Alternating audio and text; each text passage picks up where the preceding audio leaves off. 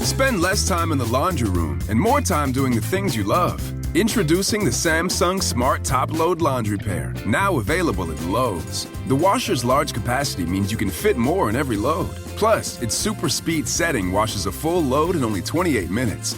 Shop the smart washer that will streamline laundry day, backed by Lowe's Price Promise. Based on using super speed on a normal cycle with an 8-pound load. Terms apply. See Lowe's.com/price promise for details. U.S. only. That's the ease at which you get information. You're always connected and informed. So if you're diabetic and still using old technology and finger sticks, what are you waiting for? U.S. Med carries the highest quality continuous glucose monitors, which provide real-time readings of blood glucose levels. U.S. Med is an approved provider for Medicare and over 500 private insurers. Visit usmed.com/radio today. That's usmed.com/radio today and manage your diabetes as easy as... Hey, this is BJ. Thanks for listening to our show's podcast. If you're a fan of all things geeky, you should check out my other podcast, BJ Shea's Geek Nation. We have new episodes every day, and you can check it out at bjgeeknation.com. Your wages are being garnished. We can stop that now. It's hard enough to pay your bills when things are good, let alone when a big chunk of your take-home pay is gone before you even get your check. I'm bankruptcy attorney Travis Gagne, and I can stop the garnishment and get the creditors off your back immediately, often the same day as our consultation. Both Chapter 7 and 13 provide bankruptcy relief, but choosing the right chapter is crucial. In a free consultation, we can create a plan to get your finances back under your control. The chapter you choose sets the tone for the next chapter of your life. Please contact me today at choosetherightchapter.com. That's choosetherightchapter.com. 99.9 KISW, The Rock of Seattle. We got our loud and local band of the week, Palooka. We got our heads in the clouds. Souls for the taking, they're laughing out loud. We got our heads in the clouds, got our heads in the clouds. Oh, gotta give it up right now.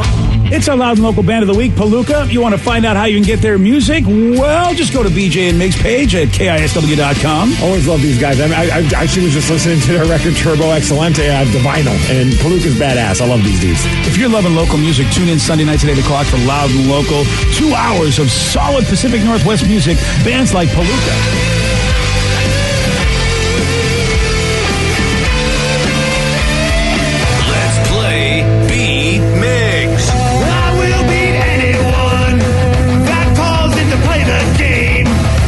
Smarter than you, he'll make you look lame. 60 seconds on the clock. You're going down and I'm gonna rock. It's time to play the game. Yeah. So everybody scream his name. Beat Migs, don't be a loser. Whoa. Beat Migs, you're a loser. It is time to beat Migs, and we made it. It's Friday. It's Friday. Gotta get down on Friday. I do believe that he's jumping. He's jumping. Friday. Friday. Getting down on Friday. Everybody's looking forward to the weekend. Partying. Yeah. Partying. Yeah. Fun. Looking forward to the weekend. Super fun Friday. Happy Friday, everyone. Go Hawks. Yeah, they already went. Yes. Yeah. So we don't have to worry about a Blue Friday, even though Steve's wearing his Seahawks hoodie. I'm getting my money's worth on this bitch. Oh, that was your he is. expedited one, right? Yeah. Oh, yeah. Yeah, I laugh. I'm like, oh, yeah, Steve is really unhappy that he paid extra to get that delivered. He's going to wear it a lot. Hell yeah, I am. I'm going to wear this at least once a week. Nice. At least. Every Friday is a Blue Friday for Steve. Well, it should be. I mean, regardless, it's still Friday and it's still Seahawks season. All right, I'm very perfect. disappointed in you non-Blue Friday wearers. I got my beanie on. No, you're okay in my book. Thank you. That's why I send you eggplant emojis last night. I'm wearing the same kind of Seahawks gear the Rev always wears. Nothing. Yeah. I'm pretty celebrating much, yeah. the Rev this time. Solidarity. Oh, whoa. Man, now are we on the same side? Yeah, I hate to say it. No, I don't like that. Let's get to our contestant. We got Kevin in Seattle. Kevin, are you there? Sure am. Excellent. All right, Steve, get out of here. All right, Steve. Today's just going to be a weird day, man. Yeah, we're all lack of sleepers. I feel it. That's exactly what it is. For those playing at home, Kevin will have 60 seconds to answer 10 questions. Kevin, you can pass all you want, but you will only get 3 guesses per question. Are you ready? Hell yeah, brother. For which state was Joe Biden a senator for 36 years? Delaware. Yes. What day of the week does Christmas fall on this year? Friday. Yes. What year of the mid-70s was the technology company Apple founded? 74, 75, 76. 76, yes. What color shirt is Mr. Clean typically wearing? White. Yes. Frank Sinatra died in what decade? 70s. No. 80s. No. 90s. Yes. What is the name of the Cheetos cheetah? Pass. Typically, what kind of cheese is on a French dip sandwich? Swiss. Yes. Who starred in the TV shows The Soup and Community? Joe McHale. Yes. What singer had the hit songs Paparazzi and Bad Romance? Lady Gaga. Yes. During the holidays, what are people encouraged to kiss under? Mistletoe. Yes. What is the name of the Cheetos cheetah? Chester. Yes. And Kevin, you get a perfect 10. Wow. That's pretty amazing. You want to bet breakfast? Okay. Well, what are the terms here? Oh, he's really willing to bet breakfast. Well, I was thinking about yesterday how I misheard, and then I repeated the misheard, and it all just kind of went to hell, and I didn't get breakfast. Well, because of your mistake yesterday, we'll see if you... Steve has to win. Win or tie. Steve has to win or tie. Steve has to win or tie. Yes. And you will buy breakfast? I will buy breakfast. If Steve loses, you will buy breakfast. Ooh. Oh, see, that's a problem because, That's a fair deal. You have a chance. and Steve, I feel, has a real chance of actually doing something here on this. So you're telling me there's a chance? I'm not kidding. I It's a hate great betting. Yeah. I'll go halvesies with you. All right, Whoa! cool, I'm in. Yep, all right. Vicky's going to do it. Okay. All right, so Steve has to win or tie for you and Vicky to have me have... I pay for breakfast if Steve wins or ties. Okay. Either way, we get breakfast. That's all I want. Yeah, pretty much I like at this this point. one. Pretty much Steve, at point this time, yeah. I'll pump in a few bucks too. How about that? Nice. Because I know Rev is always scared of these bet things. So Vicky and Rev, and you are all going to buy breakfast today. It's 3-on-1, buddy. Oh, that's a great thing. All right. Steve just wants breakfast. Yeah. I'm very hungry. Well, Steve, don't let me down, man. Are you ready? Yes! Yes! Yes! Go Hogs. For which state was Joe Biden a senator for 36 years? Oh, crap. Massachusetts? No. How do you not know this? I don't know. I don't know. Nebraska? No. California. Crap. Yeah! What day of the week does Christmas fall on this I year? got a 10 for. Yeah, you did. I go to Illinois? No. Friday. Yes. What year of the mid-70s was the technology company Apple founded? In the mid? Yes. 75. No. 74. No. 76. Yes. What color shirt is Mr. Clean typically wearing? White. Yes. So Frank Sinatra died in what decade? 80s. No. 70s. No. 90s. Yes. Oh man. What is the name of the Cheetos cheetah?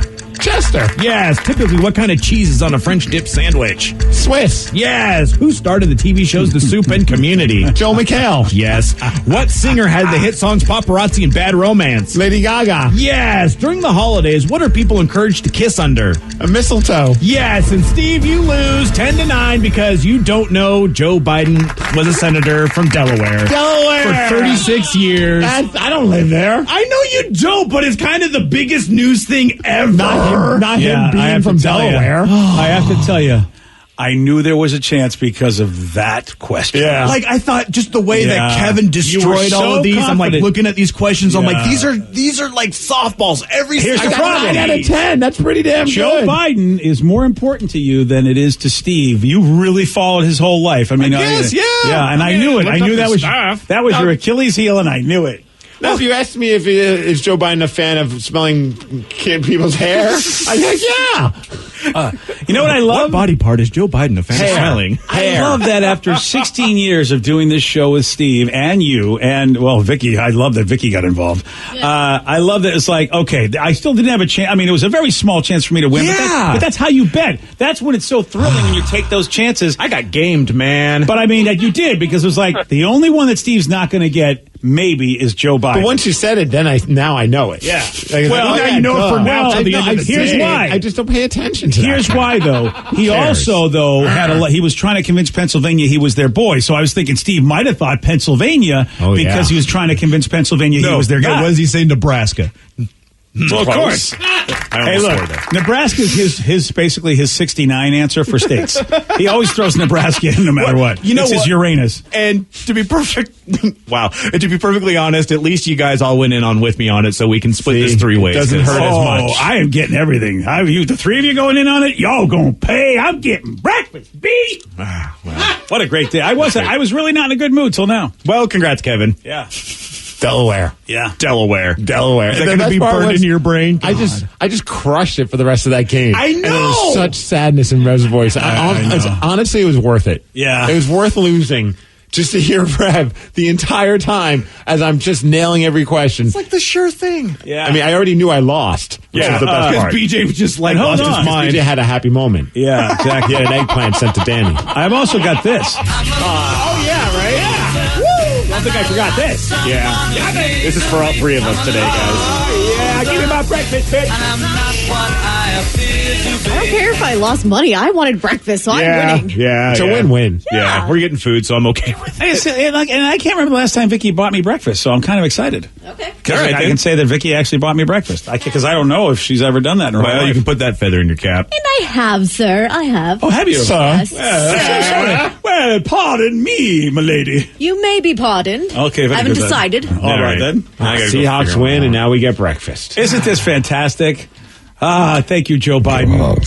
Yeah. So now, listen, I'm Thanks, a Joe Biden supporter for that reason. Why? Because I'm he got buying me his free shirt. breakfast. I'm going to buy his shirt. Why do you like Joe Biden? Because he got me free breakfast one time in a trivia game. That's why I like him. Delaware, Rev. That's Delaware, Answer yeah. is Delaware. Okay, well, yes, we're very excited over that. And of course, the great state of Seattle. We're all very, very excited, too, because the Seahawks got a big win against the Cardinals last night on Thursday Night Football. We're going to recap the game and see if, things were as great as we thought they were, or if we still have reasons for concern. Mitch Levy from Mitch Unfiltered. You can get his podcast at MitchUnfiltered.com. Mitch is going to join us at 7:17. Talking Hawks on The Rock. BJ and Migs, mornings on The Rock, 99.9 KISW. Spend less time in the laundry room and more time doing the things you love. Introducing the Samsung Smart Top Load Laundry Pair, now available at Lowe's. The washer's large capacity means you can fit more in every load. Plus, its super speed setting washes a full load in only 28 minutes. Shop the smart washer that will streamline laundry day, backed by Lowe's Price Promise. Based on using super speed on a normal cycle with an 8-pound load, terms apply. See Lowe's.com/price promise for details. U.S. only. That's the ease at which you get information. You're always connected and informed. No waiting. So if you're living with diabetes and still using old tech and finger sticks to read your blood sugar, what are you waiting for? US Med carries continuous glucose monitors, which provide real-time readings of blood glucose levels and accepts Medicare and over 800 private insurers. Call 1-888-US-MED65 today. That's 1-888-US-MED65 today. And manage your diabetes as easy as... We all remember that one professor, the one everyone on campus had to take no matter what subject they taught because how much fun their class was. What if we told you there was a streaming service that had all those professors? One Day University has every must-have professor from the best colleges all across the country. One Day University, the most fun talks from the most fun professors. Available live and on demand. No homework, just the most fun you'll have while learning. Get a special offer at onedayu.com/odyssey. 99.9 KISW, The Rock of Seattle. BJ, never been more excited to talk to our next guest. Please welcome to the show from Mitch Unfiltered. There he is. Mitch Levy. There he is. I'm semi-excited. I don't know if I've been more excited. I think I've been more excited for other things, but it's still always good to have Mitch on. I mean, Come on, semi-excited? You got to do better than that, BJ. Hey, listen, when we went to lunch, when you took me to lunch that one time, I was very excited to talk to you then because you were getting me a free deal. What do you mean that one time? It's been more than one time. Oh, you took me the... Yeah, I'm saying you bought one time. I bought one time. I'm just saying that one time you bought, I was very excited to talk to you. Uh-huh. I was less excited to talk to you when it was my treat. I'm just saying, when it was my treat, I was less excited to talk to you. I'm always very excited to talk to you when it's your treat. Last night... How are we doing? How are we doing this morning? It was a great treat last night. Did you guys stay up and watch? I mean, how does that work on nighttime games for the morning guys from The Rock? of Seattle. How does that work? I'm on my 7th cup of coffee right now. It's a beating. It's like because your heart's racing after the game. There's fireworks going off in Puyallup. Yeah. And I'm just sitting there laying in bed just pumped. Man, it's like a division rivalry game. And then thinking in my head, like, a couple of things could have been fixed in that where it could have even been more of it could have been almost a blowout. Like you think about like Metcalf's catch should have happened. Some of those penalties shouldn't have happened. Yeah. But I'm not complaining, man. They got the W. That's all that matters. And so what? Just give me a snapshot. Give your listeners a snapshot on a Seahawks night game. That changes your going to bed habits by what on a typical night? Well, yeah, I'd say by at least an hour. Yeah, if not more. And, when you go to bed, normally you can go to bed and fall asleep, but it's tough to fall asleep after, any kind of Seahawks game where it's close, where it comes right down to pretty much the last play, the last minutes. So, yeah, I can get into bed at the normal time I'm supposed to because the game ends at 8:30, and that's close to when I should be going to bed. But falling asleep, forget about it. I can't. And Steve's right. It's hard to fall asleep when they play the kind of games that they do, just the level of intensity and last-minute nail-biting stuff. It always comes down to the end. I always say on the podcast, Mitch Unfiltered, I always say that it's easier to be a fan of the ballet than being a fan of the Seattle Seahawks. And that was again, you had to sweat it out loud. Even at 16-7 at the end of the half, I just felt like, oh boy, this is going down to the wire. They always do. And that was the case. So what do you guys think the story of the evening was last night? Well, that's a really good question. Steve, I think you would defense. You would say the defense. I would say Carlos Hyde and the defense only because I'm sure that they did a lot of great things, but somehow they injured or knew of an injury that Murray had and took advantage of it. That I think was the real big story. Really? I thought Murray played okay. I don't think he played his best game, and maybe he was hurt, maybe he wasn't hurt. But I'll go with the first answer. Everybody can have their own opinion. I'll go with the defense. I'll give you some numbers to back that up. All right. Well, we know we don't have to go back over the Seahawks defense and what it's been like, and there was just no way they were going to win that game or any other game against a functional offense unless they come to play defensively, unless they improve defensively. So here are your numbers. At the end of the half, the numbers are 7 and 107. 7 points. This is a Cardinals team that scores 30 a game. Yes. They had 7 points at halftime. This is a Cardinals team that was the number one offense in the NFL heading into the game last night in yards per game, offensive yards per game, at about 430 yards a clip. They had 107 yards in the first half. Mm-hmm. So a Seahawks defense that we've been badgering and that have gotten everything that they've deserved in the last many weeks in terms of criticism and defensive coordinators being on the hot seat and head coaches who are a defensive-minded head coach being on the hot seat. They've gotten everything that they've deserved the last several weeks. We have to tip our cap. They not only played well defensively and well enough to win, but they slowed down a team that I would say was the hottest offensive team in the NFL coming in. They were coming in sky high after that Hail Mary. You saw the Hail Mary the week earlier. The Cardinals were feeling so good about themselves offensively, and the Seahawks defense stood up. So I think, did the Cardinals end up getting theirs in the third quarter? Yeah, after the great first half. They had a couple of touchdown drives in the third and fourth quarters, but I guess it would be the third quarters.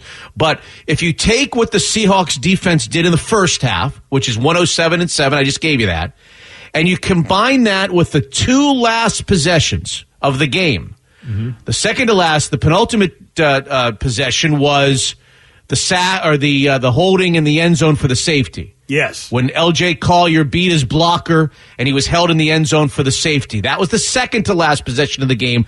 That did two things. That got him 2 points and got him the ball back, which is huge, and allowed them to go down and score 3 more points. And then, of course, the last series of the game, they had to hold him out of the end zone. They got a little help from some questionable play calling by the Cardinals. The Cardinals didn't go for a first down.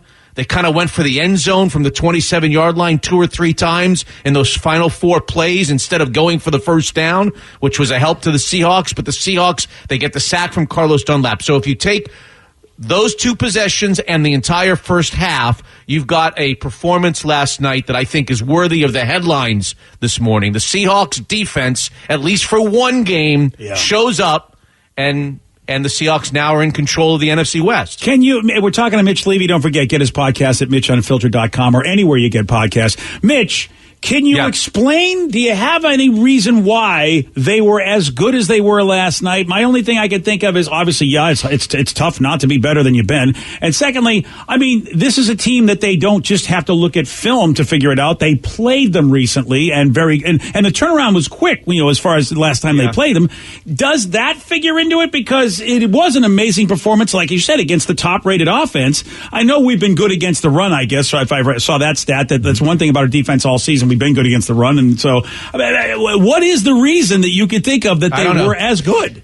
I don't know that anybody can answer that question. I would take a stab at it with two answers. Number one, what we've been saying all along, even going back to last year, is the Seahawks have enough talent on that defense not to be the worst in the league. Yes. And, they've got Jamal Adams. They've got Bobby Wagner. They've got good football players. Carlos Dunlap is still a pretty good football player. Jordan Brooks is coming into his own. Amadi's a good football player. I mean, they've got KJ Wright is still a good. They've got enough talent on that team to not be the worst defense in the NFL. So you take that and you combine it with the human factor.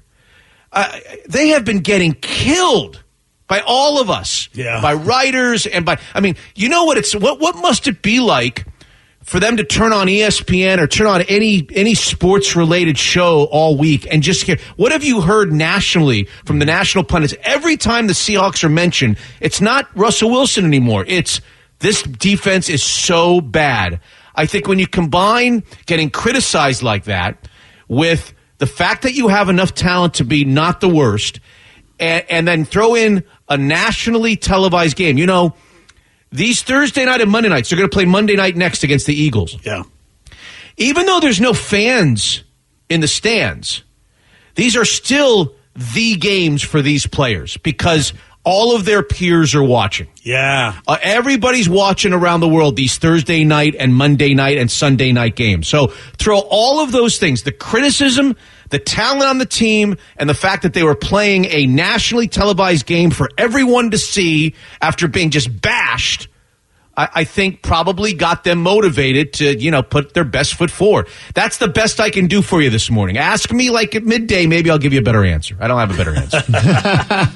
What a roller coaster of emotions with this team, though. Even with we were talking earlier about a guy like DK Metcalf, where it's like, he is truly one of the, just the shining stars. Like, he's going to be one of the great wide receivers and for however long he's going to play, but he also still has those moments where you're just like, what are you doing? What are you thinking? Like, it's like yesterday you go from absolutely loving the guy to being like, why are you being so boneheaded? Catch the damn ball. As I walked to this microphone, I always try to, in my mind, anticipate what you guys are going to ask me. And today I said to myself, Miggsy's going to ask me about DK Metcalf. There's just no question that Miggsy's... I have a massive man crush on the guy. I mean, I can't help it. And I don't like it when he disappoints He's got a binky in his mouth right now. I mean, he wants to be DK. Well, he reminds us of one thing every so often, and that is he's still in his second year in the NFL. And there was a reason why 6'5", 229 pounds... who can run faster than anybody, wasn't a top 5 or 10 draft choice. All right, when you're 6'5" or 6'4", 229 pounds, and you're the fastest guy in the NFL, can run down Budda Baker like you did, if you're a great receiver, you're the first receiver picked in the NFL draft. He wasn't. So there are reasons for that, right? And I think every once in a while we see a guy who's blossoming into becoming one of the great wide receivers in the NFL. We see some of those reasons, and we saw them last night. There were two spots right there. The ball off his helmet, off his binky. and then how about the ball? How about the ball in the second half when they run? I love that play that they run where Russell Wilson fakes the pitch. He fakes the pitch going to what would be his left. He fakes the pitch going to his left. Then he rolls to the right. and Metcalf is coming across the middle.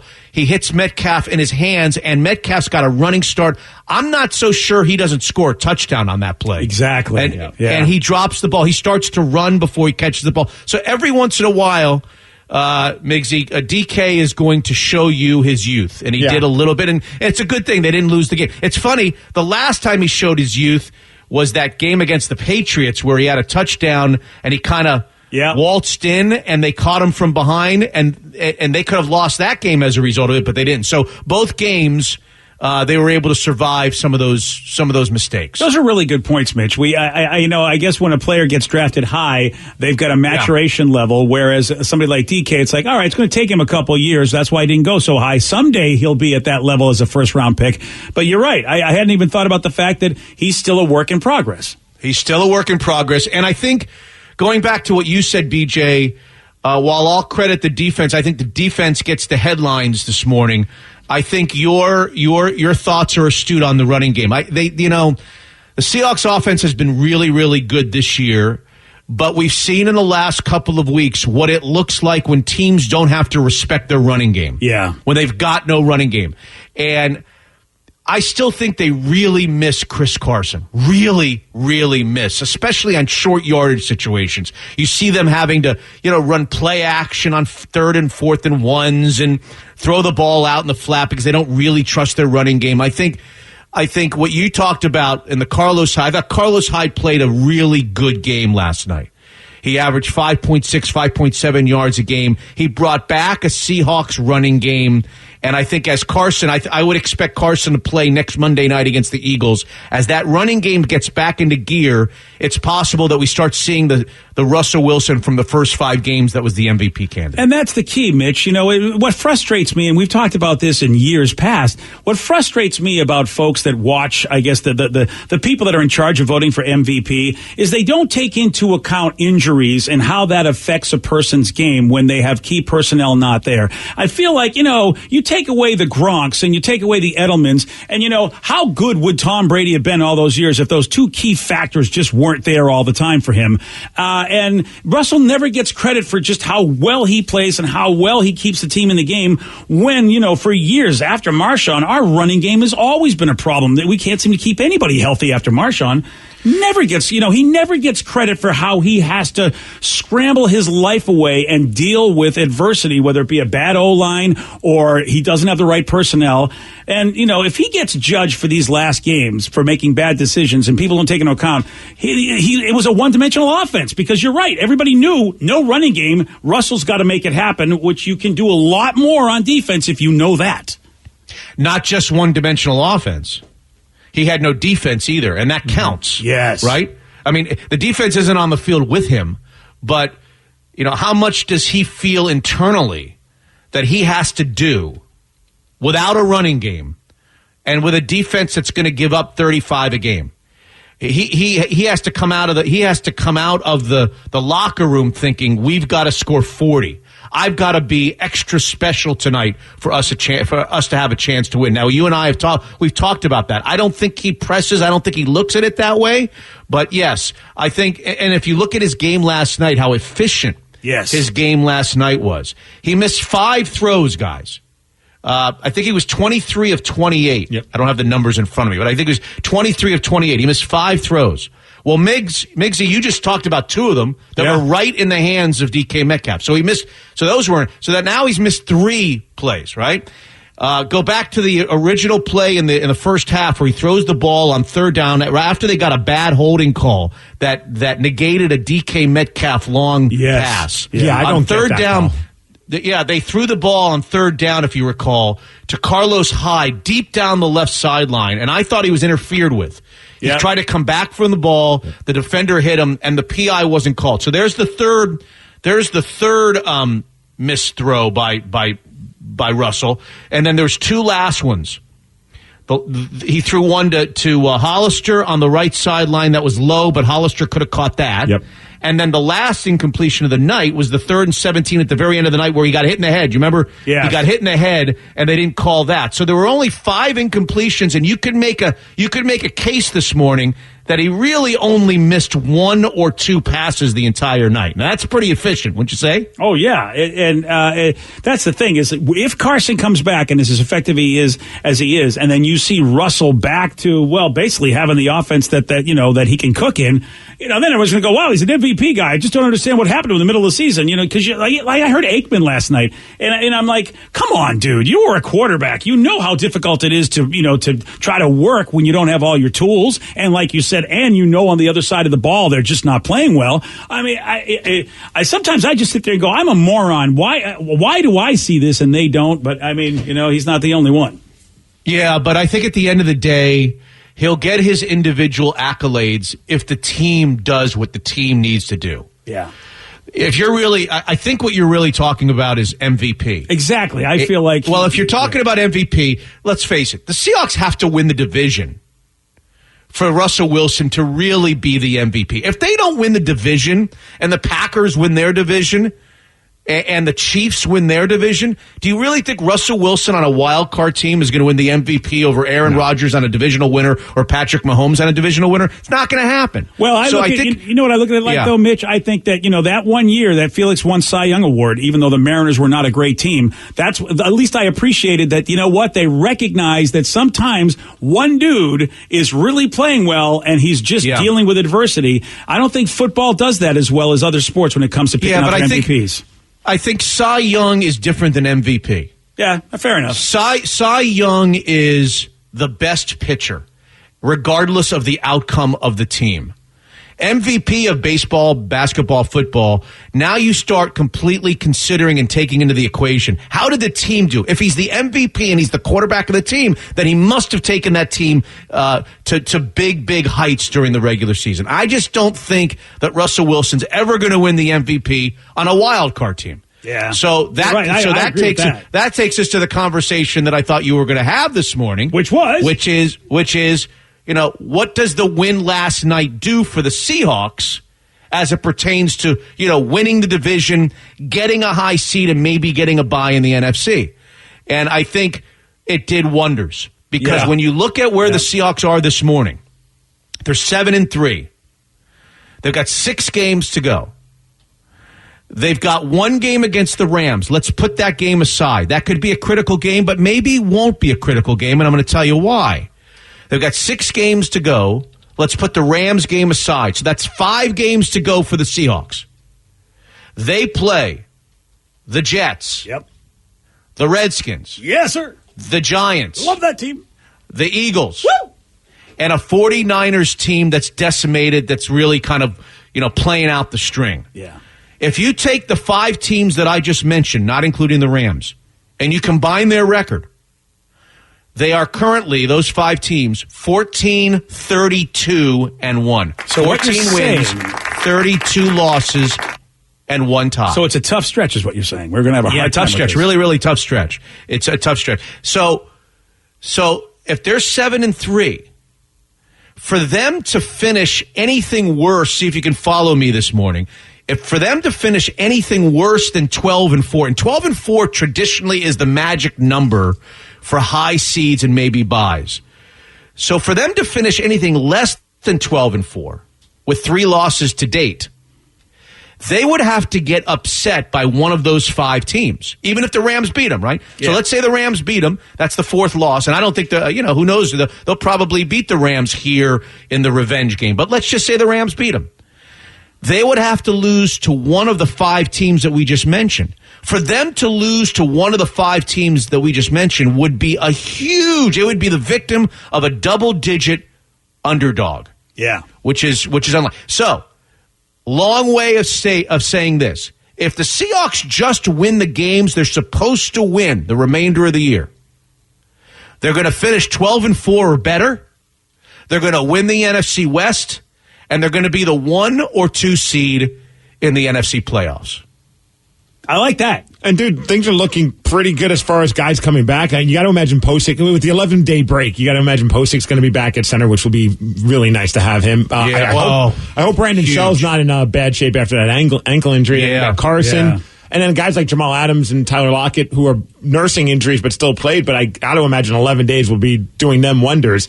It's shaping up to be a fun ending to the season. Yeah. Well, it's going to be it's going to be fun no matter what.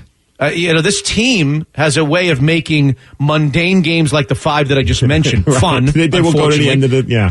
And they also make the great games fun. It's going to be fun no matter what. But I think you touch on something very interesting there with the Posick loss. Mm-hmm. I was really concerned when I didn't know until the game time last night that they decided to go with Damian Lewis at center.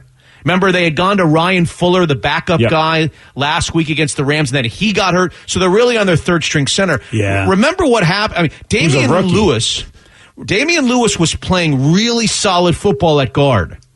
So what happens when you take a guy from another position and put him there? Now you're affecting 2 positions. Yep.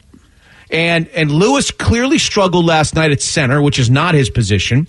And the guy playing for him to his right struggled a little bit. So, yeah, I think the loss of Posick was actually a double whammy last night. And getting him back and getting Lewis back over to his spot and then getting Carson, yeah, I think they're going to get healthy. I think really they need Shaq back. They need Shaq Griffin back because they're defensive backs and Trey Flowers, we can talk about him this morning. He was just awful last night. He looked like somebody just put cement in his shoes. I mean, it was, but Mitch, I think injury management is probably something that doesn't get talked about a lot, but I think that the Seahawks have always been known to manage those injuries well and maybe not bring people back when they could have come back just to be sure they're ready for the important games.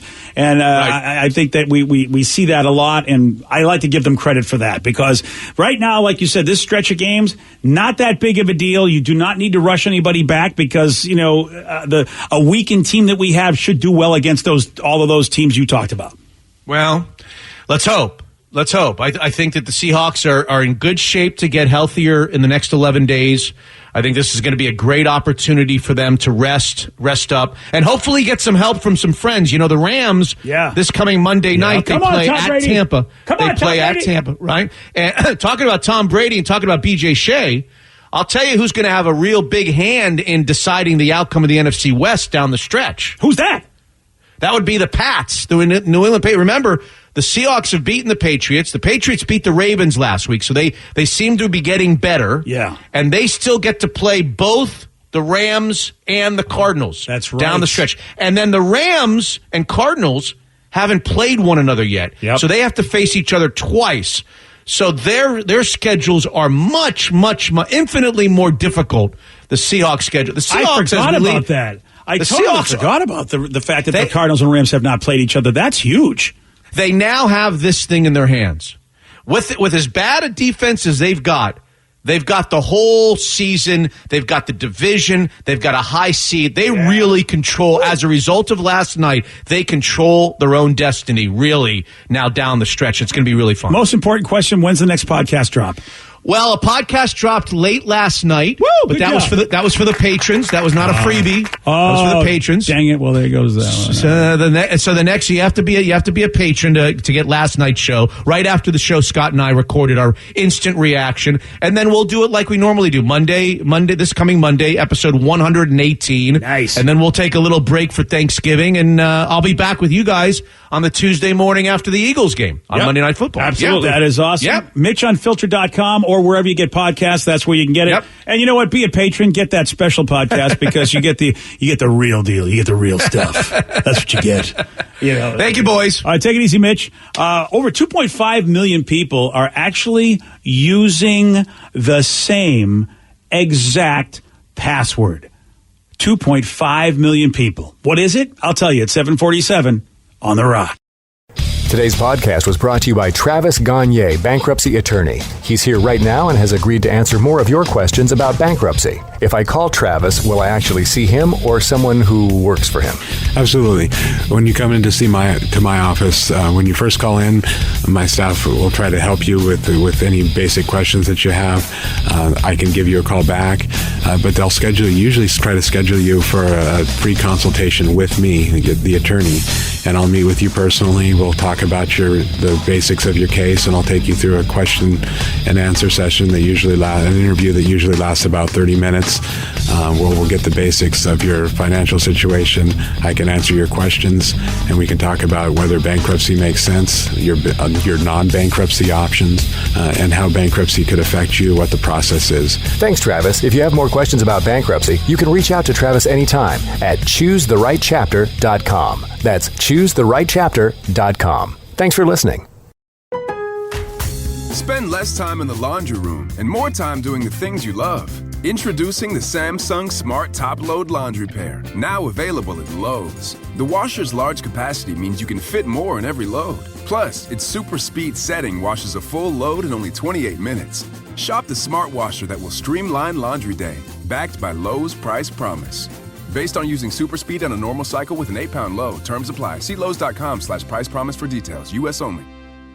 Want to elevate your portfolio beyond stocks and bonds but not sure where to look? Equity Multiple brings you an unparalleled wealth generation ecosystem built on diversified real estate investments. With Equity Multiple, you can access commercial real estate, the preferred asset class of institutional investors. And you can get started with just $5K in a matter of minutes. Visit equitymultiple.com/boost and earn an enhanced return on your first investment. Equity Multiple. Welcome to modern real estate investing.